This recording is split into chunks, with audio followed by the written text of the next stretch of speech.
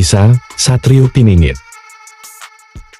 Salam rahayu sedulurku semua. Sebelum mendengarkan kisah Satrio Piningit, marilah kita saling mendoakan untuk hal-hal baik dalam hidup. Semoga sedulurku semua terhibur dengan cerita yang telah disuguhkan.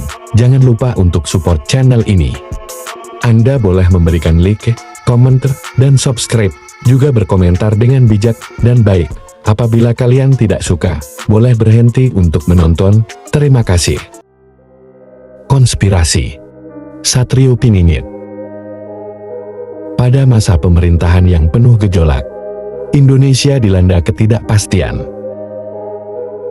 Pemilu yang seharusnya menjadi simbol demokrasi malah memunculkan keraguan dan ketegangan politik yang tak kunjung reda. Dalam latar belakang perpolitikan ini, muncul sebuah legenda yang sudah berusia ratusan tahun. Satrio Piningit, seorang pemimpin masa depan, yang dikatakan akan muncul di saat bangsa Indonesia berada di ambang kehancuran, membawa pembaruan dan perbaikan. Namun, tidak ada yang tahu pasti siapa Satrio Piningit itu. Masyarakat hanya mengenalnya sebagai sosok misterius. Seorang pahlawan yang diseleksi oleh takdir untuk memimpin negara menuju kejayaan. Di antara teori-teori liar tentang siapa dia, ada sebuah narasi yang mulai terungkap secara perlahan, mengungkapkan adanya konspirasi besar yang melibatkan beberapa kekuatan tersembunyi di Indonesia. Pada tahun 2025, Rendra, seorang jurnalis investigasi, menerima sebuah petunjuk misterius dari seorang sumber yang tidak dikenal. Sumber tersebut mengirimkan sebuah dokumen yang berisi catatan-catatan lama, tulisan tangan yang sepertinya berasal dari zaman kolonial. Di antara banyak catatan tersebut, ada satu yang sangat menarik perhatian Rendra. Sebuah peta yang menggambarkan wilayah-wilayah tertentu di Indonesia yang memiliki kaitan dengan legenda Satrio Piningit. Dalam dokumen tersebut, tertulis bahwa Satrio Piningit bukanlah sekadar seorang individu, melainkan bagian dari sebuah organisasi rahasia yang sudah ada sejak zaman penjajahan Belanda. Organisasi ini disebut Pusaka Merdeka. Mereka bertugas untuk mempersiapkan sosok yang akan menjadi pemimpin Indonesia di masa depan.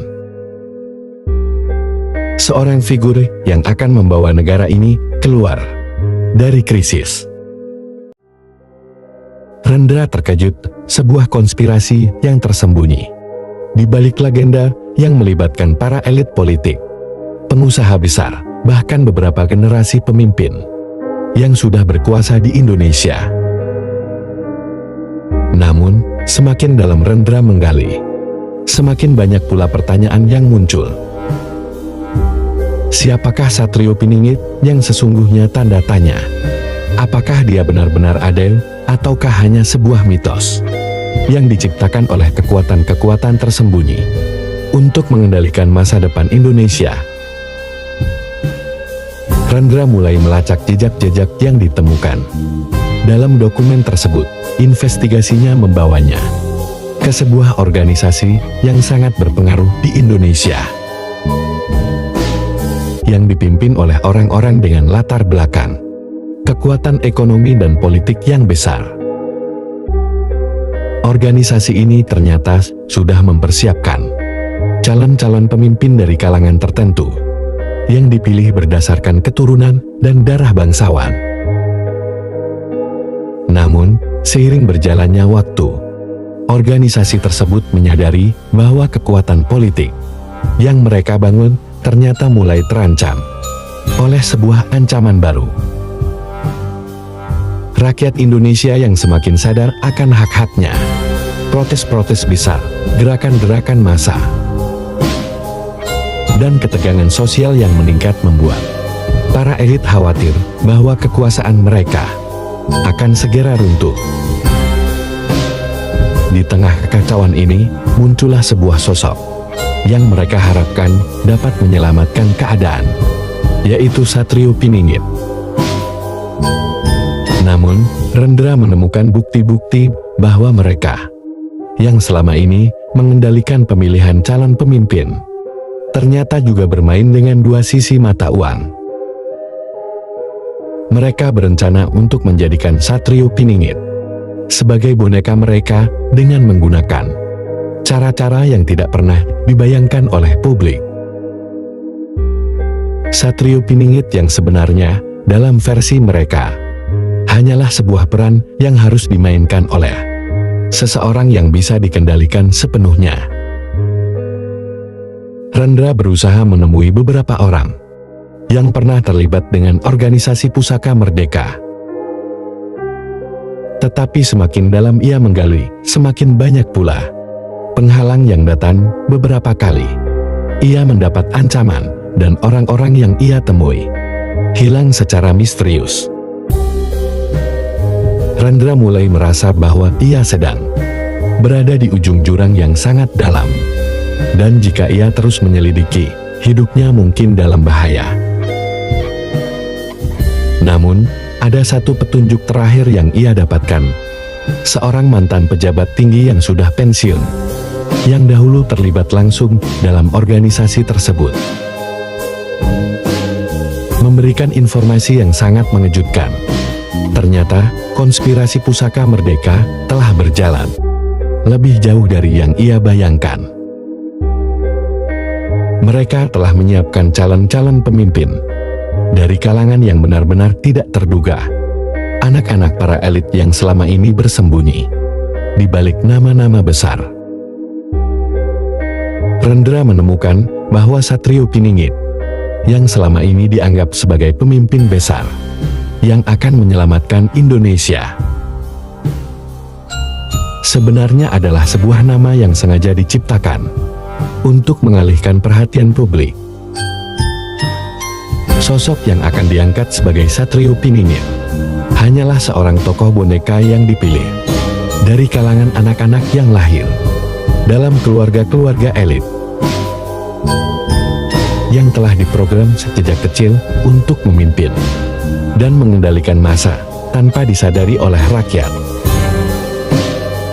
Di saat-saat terakhir penyelidikannya, Rendra akhirnya menemukan sosok asli yang dijadikan Satrio Piningit. Ternyata, orang yang selama ini dikenal sebagai calon pemimpin besar Indonesia hanyalah seorang anak muda yang terlahir dari keluarga politik yang memiliki pengaruh besar. Namun, orang ini tidak tahu apa-apa tentang konspirasi yang melibatkan dirinya. Dia benar-benar percaya bahwa dirinya adalah sosok yang akan memimpin Indonesia menuju perubahan.